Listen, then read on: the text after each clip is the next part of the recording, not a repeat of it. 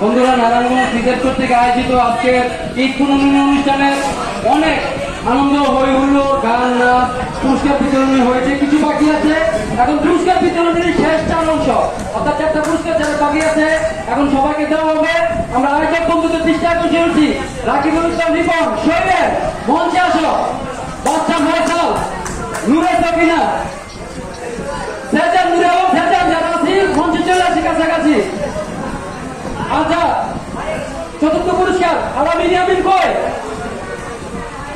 আহমেদ তানভীর মায়ের কথা ইকরাম তোমার ছেলের পাঠাও, সুজন সুমনকে পাঠাও। আচ্ছা, আমরা কিন্তু একেবারে শেষ পর্যায়ে, মোটামুটি শেষ পর্যায়ে আমাদের পুরস্কার বিতরণ। আকর্ষণীয় পুরস্কার আছে। প্রথম পুরস্কার